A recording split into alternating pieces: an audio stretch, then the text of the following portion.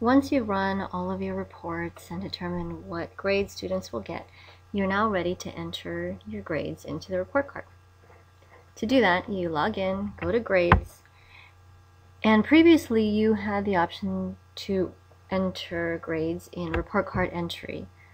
Unfortunately, that option runs a little bit slow, so we recommend that you use entry by student field, which is right below it.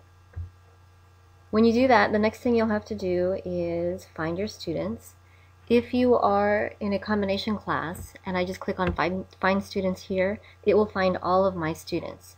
So if I'm in a combination class, I'm going to want to select additional filters and select my specific grade level and select those kids so I'm not mixing up my 5th and my 6th graders. But if I don't have a combination class, then I don't need additional filters and I can just click on Find Students. I will select the report card that I want to work in and hit load. The next screen will give me an option to enter report card grades by student or by field. Let me show you field first. So to select a field, I'm just going to pick the field that I want to work in, and I want to work in reading. I click on reading 6 and it will take me to this screen. This looks familiar, just like last year. I can use the pull down to select the grade, or I can use a fill down. I recommend that you use fill down first. Fill down is up here at the top. I click on fill down. It gives me all the fields that I have to enter something for. So let's say I want to enter growth for everyone. I'm going to pick one, then click on fill down, and what that does is it fills it down for that whole column. Then I can go in and change the handful of students that need to be changed. I can also first select the kids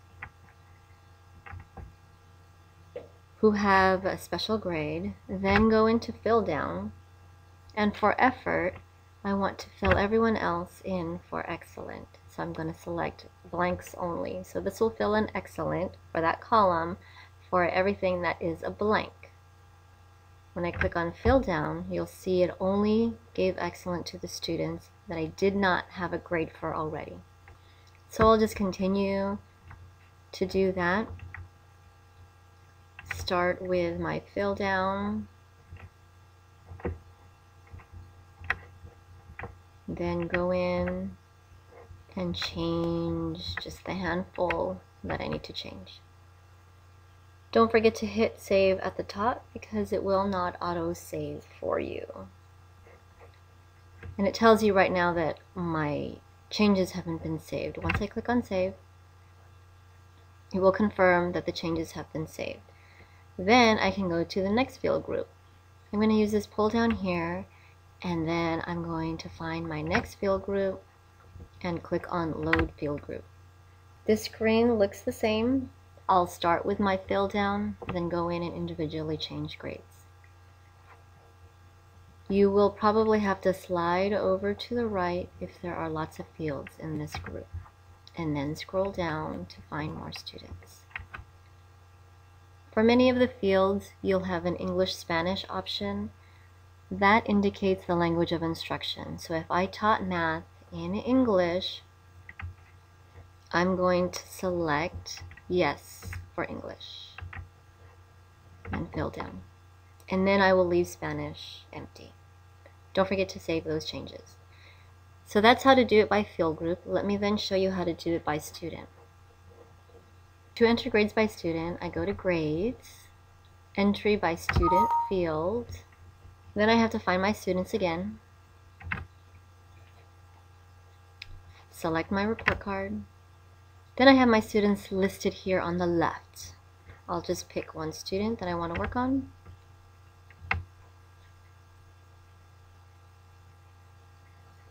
And it will load all of the fields. Unfortunately, they're still in alpha order. They're not in the order that they appear on the report card. And in this view, you'll be able to see all of the previous grades from the previous trimesters.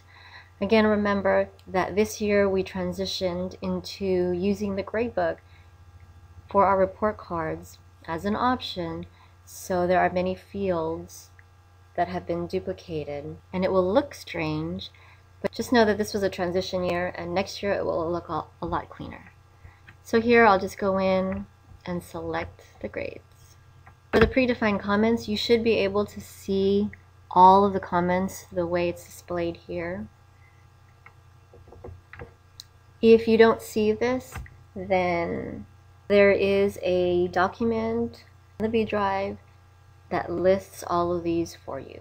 When I go down to the grades, I could either use the pull down or I can use my keyboard. If I type in E, it will select excellent. I tab over, and if I hit the E key, it'll select excellent. If I hit the S key, it'll select satisfactory. So I can either tab over and enter grades this way, or I can use my pull down. Just don't forget to hit save at the top.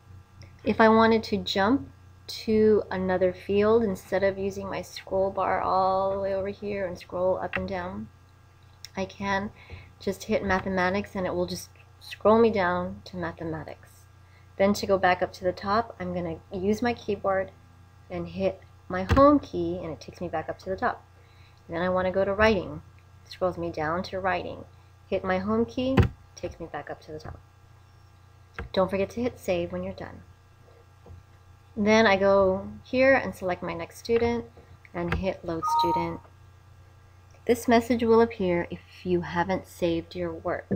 So if I want to stay back on that page and then save, when I load my next student, I won't get that message anymore. And that's basically all that you have to do to enter grades without using the gradebook.